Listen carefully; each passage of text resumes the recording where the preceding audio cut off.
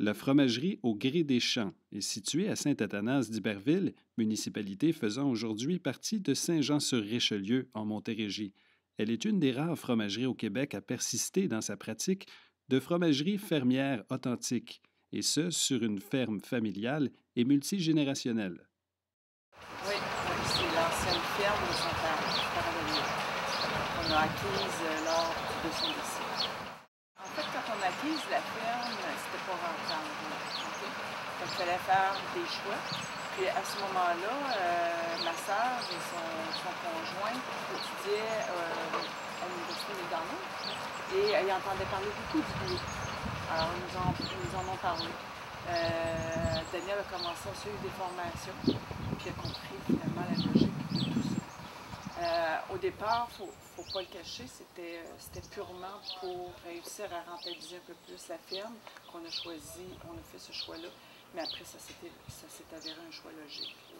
On a compris tout le cycle de tout ça. Même avec la certification bio, on n'arrivait pas à en vivre encore de la ferme. Alors là, on a regardé toutes sortes de choses. Et on a pensé à la transformation fromagère, mais je ne connaissais pas personne. J'avais pas d'ancêtres derrière moi qui m'ont montré la tradition fromagère. On est loin de ça. Et à un moment donné, il y a quelqu'un qui m'a mis en contact avec un Français d'origine qui s'est établi ici, M. André Fouillet. Et je suis entrée en contact avec lui, puis on a suivi une formation. Puis on s'est préparé. Là, pendant 5 ans, on s'est préparé pour ce projet-là.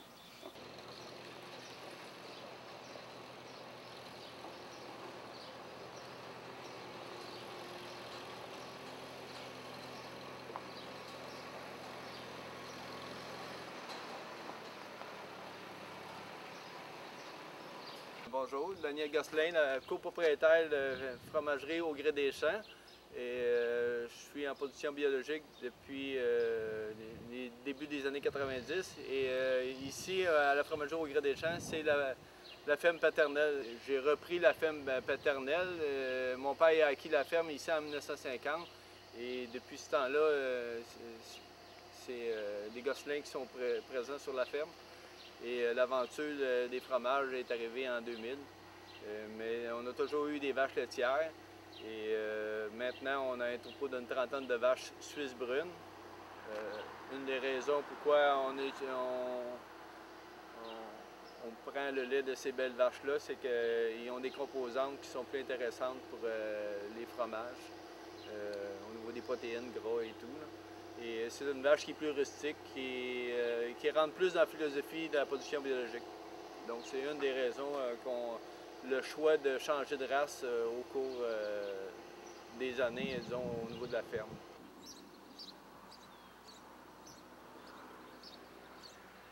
Dès les débuts de leur aventure fromagère, Suzanne Dufresne et Daniel Gosselin avaient l'intention de produire du fromage qui reflète son terroir.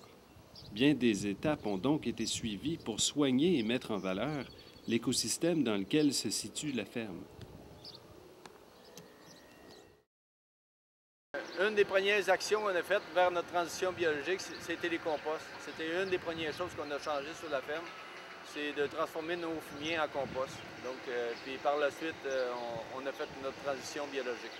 fait des étapes pour le terroir, mais la première étape était maîtrisée, puis je pense qu'elle était très importante, c'est la transition biologique. Parce que pour moi, le produit du terroir doit être issu d'une agriculture biologique, sinon il n'y a pas de terroir. Puis ça, c'est intéressant parce que quand on a commencé à la transformation fromagère, bien ça, c'était maîtrisé déjà, cette partie-là. On a fait la transition, la ferme était biologique, elle était certifiée bio, avant de penser au fromage. Ça a été une étape après. Et à ce moment-là, l'agronome qui nous avait aidés, qui était Caroline Morin, qui nous avait aidés à faire la mise en place du bio, si tu veux, sur la ferme, est allée faire un voyage en Europe, puis elle avait remarqué dans les alpages la diversité des fourrages.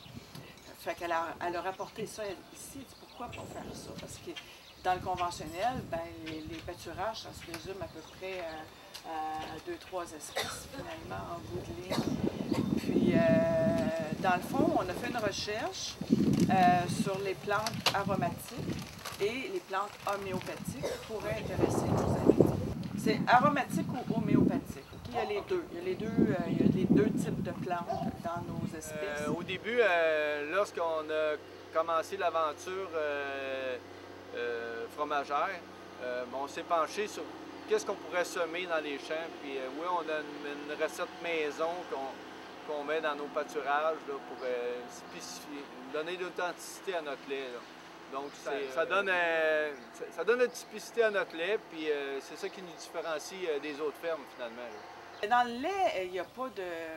Ça va donner une typicité. C'est pas parce qu'elle a mangé un petit peu de ciboulette que le lait, au bout de la ligne, va goûter la ciboulette. Là. Parce que c'est quand même ici, t'es là. OK? Puis un peu de tout. Le but, c'était d'apporter un bouquet floral, un bouquet d'essence qui fait en sorte que notre lait va être spécifique par rapport à un autre, va être plus typé, puis pour la vache, ce soit plus appétant aussi. C'est drôle parce qu'à un moment donné, j'avais fait un événement, puis j'avais apporté des photos de ça, de nos champs fleuris. Puis il y a un agriculteur qui m'a dit que c'était un trucage, que les vaches ne mangeaient pas ça. Ah ben, je dis, vous leur en donnerez, vous verrez bien. Elles en mangent assez pour défoncer les clôtures. Mais il faut dire que la race qu'on a, les Suisses brunes, si vous regardez leur physionomie par rapport à la vache la plus courante au Québec, qui est la Holstein. La Holstein, elle a un museau plus effilé.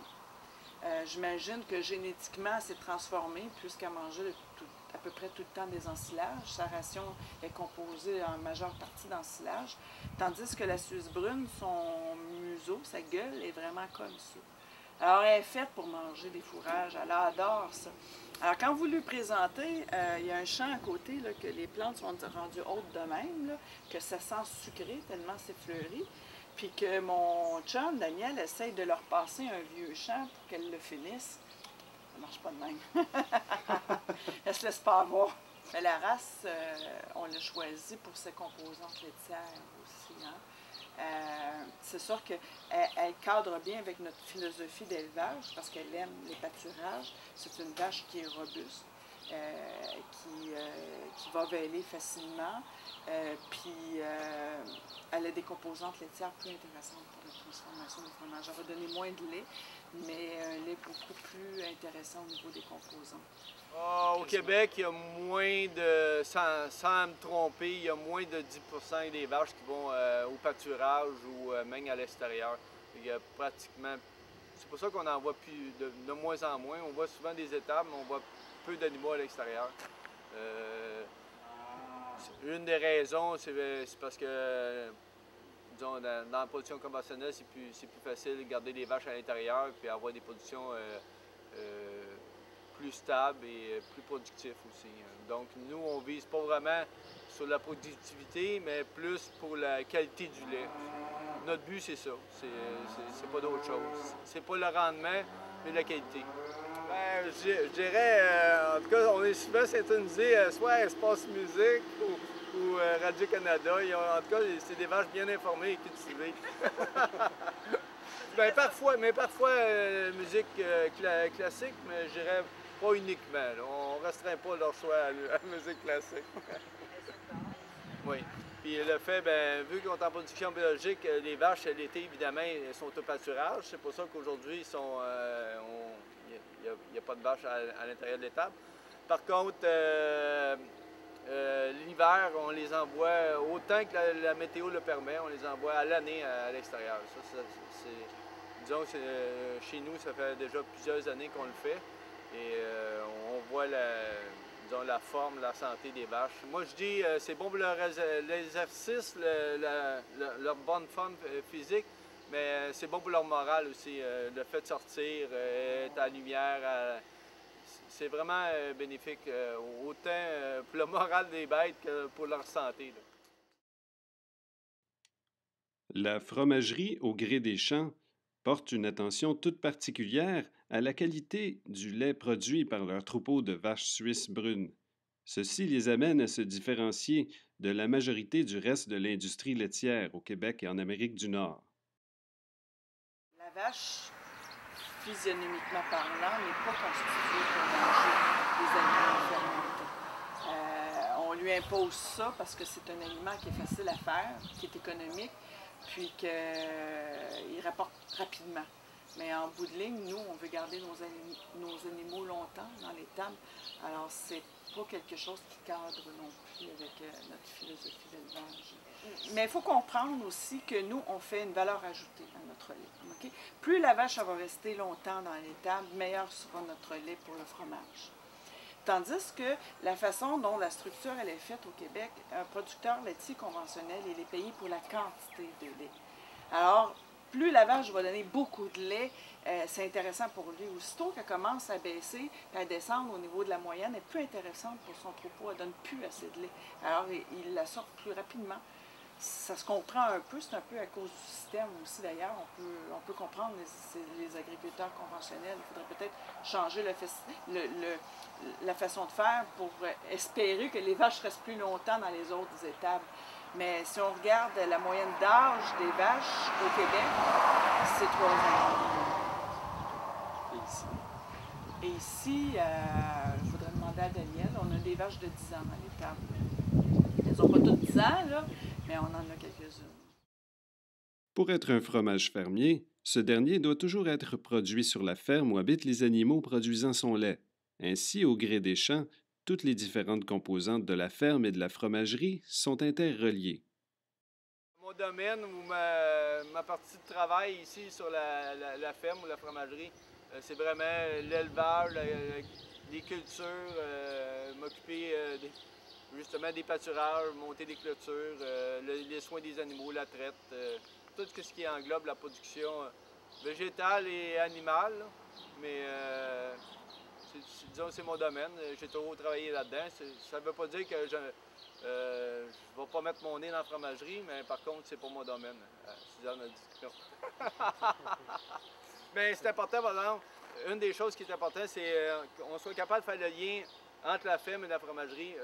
Parce que chaque action qu'on fait sur la ferme est en fonction de ce qui se passe dans la fromagerie.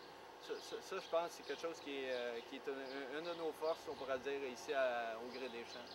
Et la ferme, c'est une ferme sur une superficie de 70 hectares. Elle est bio-certifiée depuis 1995.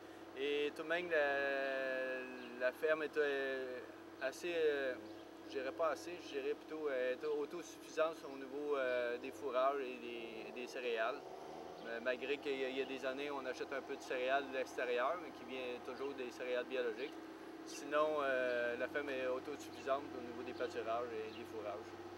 Chaque ressource de la ferme est importante. C'est l'équilibre de la ferme, finalement, parce qu'on touche à tout. On a une biodiversité au niveau des champs. Je pense que c'est un des plus beaux exemples qu'on peut avoir, je pense.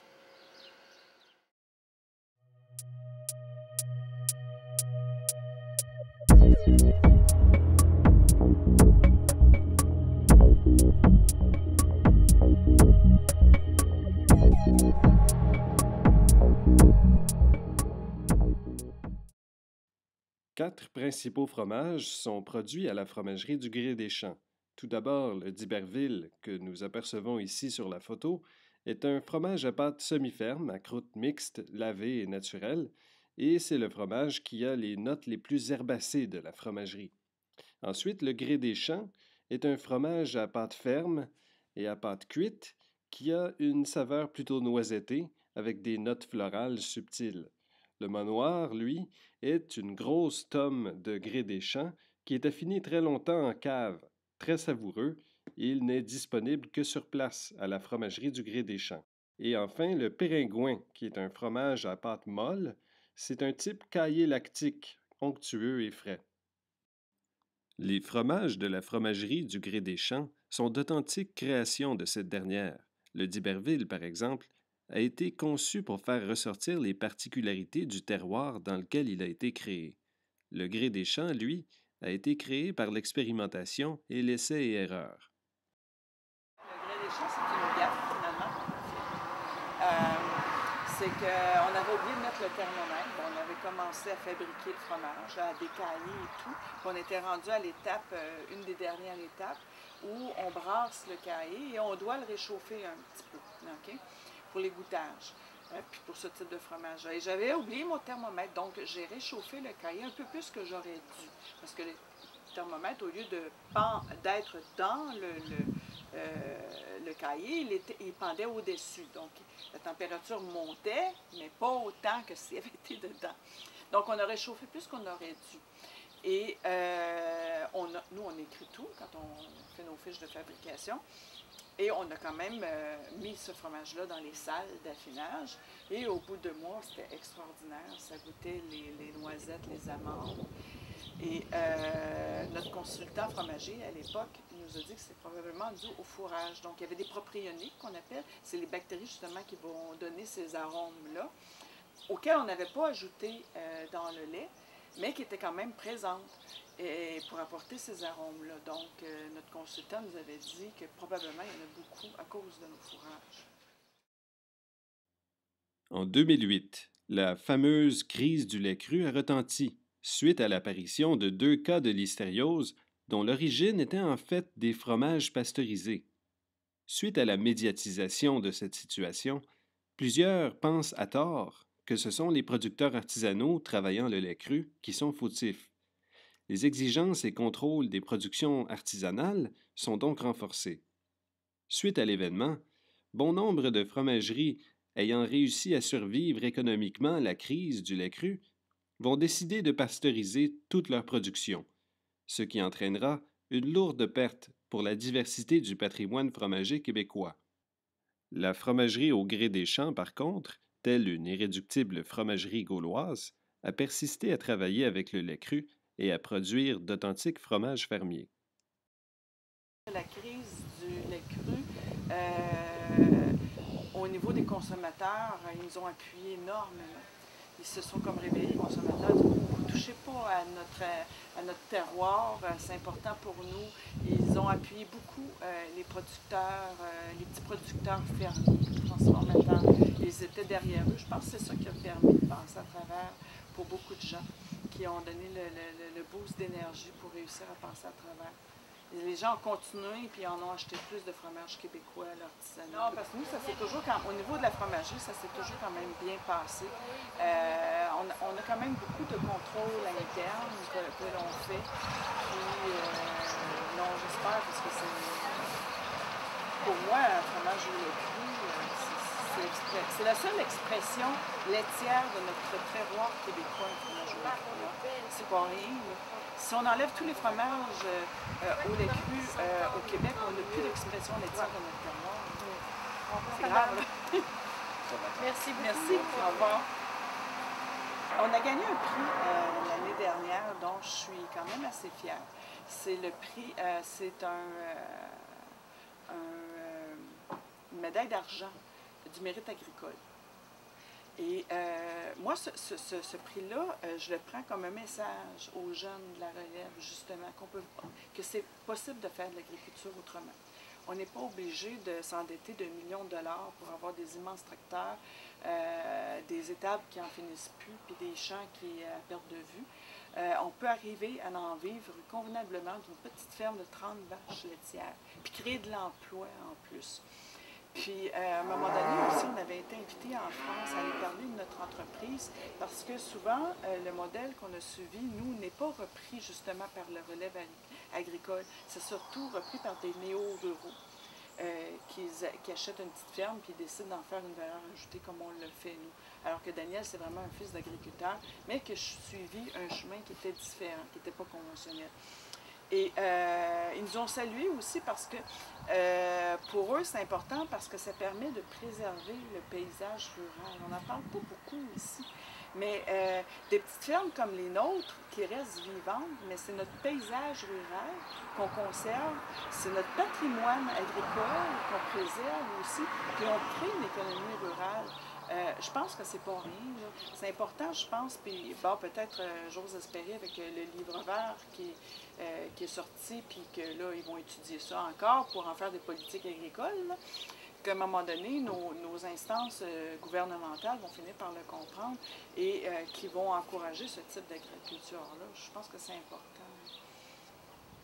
Usagers ou d'occasion, ça aussi, ça fait partie un peu de pas la surconsommation, tu sais, quand quelque chose est bon, on va l'utiliser, tu sais, on ne changera pas pour le plaisir de le changer. C'est, tu vois, à gauche, ça c'est un brise-vent naturel, c'est pas moi qui l'ai planté. Par contre, je l'ai repiqué avec des arbres entre. Puis tu vois, l'année prochaine, le pâturage il va être à gauche de ça. Fait que ça fait un beau brise-vent, puis ça leur fait de l'ombrage en masse là, pour les vaches quand elles sont au pâturage. Parce que si tu regardes sur la ferme, en temps venant, tu l'aurais vu, il n'y a pas beaucoup de. Il y a quelques petits boisés ici et là, mais il n'y a presque pas d'arbres de planter ces fermes. Tandis que nous autres, les arbres, nous autres, c'est une richesse parce que ça apporte de l'ombre aux vaches. Les vaches, ils sont. Ils apprécient. Ah oui, ben oui. Tu sais, une vache au soleil, ça a le goût de se mettre à l'ombre, elle se met en dessous de l'arbre, puis elles sont bien. C'est important, ça. C'est toutes ces choses-là.